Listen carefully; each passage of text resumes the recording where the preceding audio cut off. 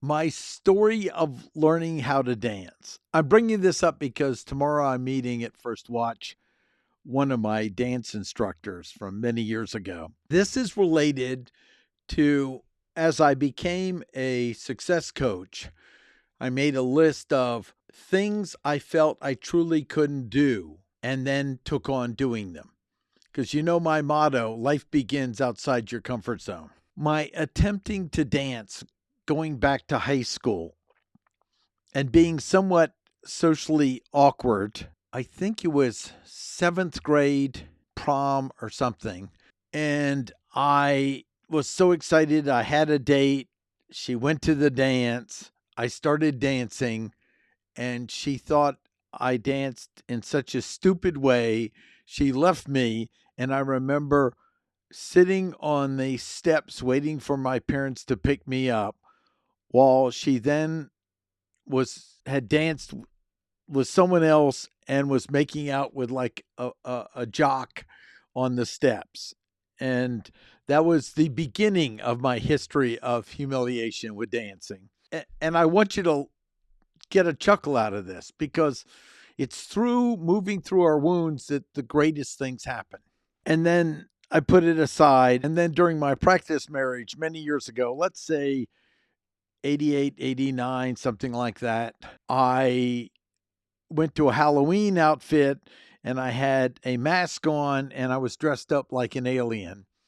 And I thought I felt safe to dance again. And I was enjoying dancing. And then I found out at the end of the event, I won an award of $50 for the most disconnected dancing on the floor. And they all thought it was deliberate. And they made jokes about the perfect alien that didn't know how to dance on Earth. So you can imagine I had a little reluctance in taking on dancing, and I wrote it down. I can't dance. I wrote down, I can't dance. I can't sing. I don't understand poetry. I can't play an instrument. And there might have been something else. So I decided to take on dancing. So I found in the community this woman who was a dance instructor and that she did private lessons because I certainly didn't want to do like group lessons or something.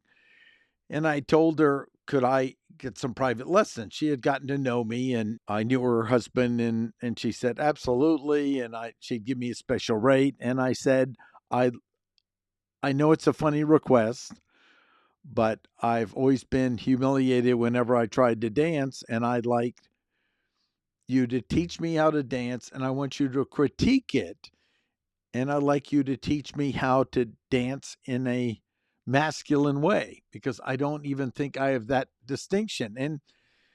And she was very touched, I think, by the honest question and worked with me, and I at least got comfortable.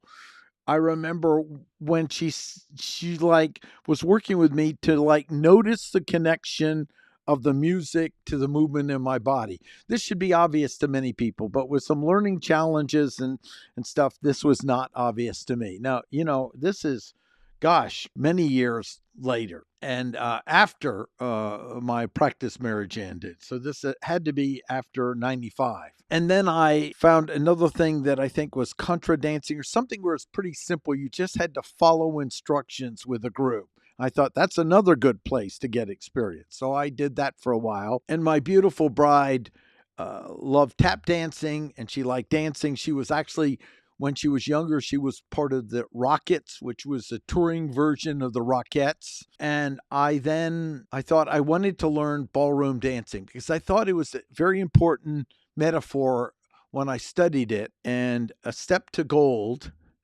was the place. And I'm meeting with her, reconnecting tomorrow because I've helped her in marketing ever since a few times. And I remember I was in her class in fundamentals of dancing and she said, "Are you faking it?"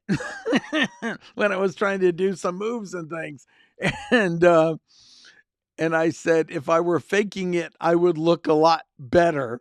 I'm quite dyslexic and I'm completely lost." And we both laughed and I stuck with it.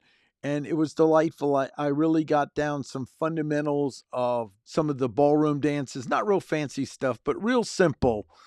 And that led to me being able to dance with my beautiful bride, Barbara, many years later. And it's it's hard to understand, but when you move through the fear of something you truly believe you can't do, you're facing like almost a fear of annihilation. You're facing a fear like, oh my God, what if I find out I really can't do it? It's not logical, it's emotional. I didn't in all those things, I'm not sure I mastered all. I remember in the singing that I was in church once, and a woman when I was much younger said, you don't have to sing if you don't want to. So I'm not sure I got through those, but it's such an important thing to kind of break up that stuck thing we call us, which to me is the doorway to having a more fulfilling life. My sweetheart's not as quite as mobile now, but we got a number of chances to dance. And now when we're walking together and I'm helping her move, I really took on a number of years ago of even viewing that as a form of dance. We play some music and I'm kind of holding her as we walk. And since in my book Taboo, The Lost Codes of Men, the ripple effect of taking things on like this is so profound. You don't know it until you move through it, because that gave me metaphors that are core in my book, Taboo, The Lost Codes of Men, in the idea of honoring and cherishing. All types of other things have happened because I faced that fear and moved through it and took on something simple as learning how to dance and facing the potential or the humiliation, really. Keep moving. I'd love to hear your story on something you took on like this. I believe when people often think their life is boring, it's often is boring because they aren't willing to move outside their comfort zone. This is Success Coach Martin Brossman. Let me hear your views. Have a great day.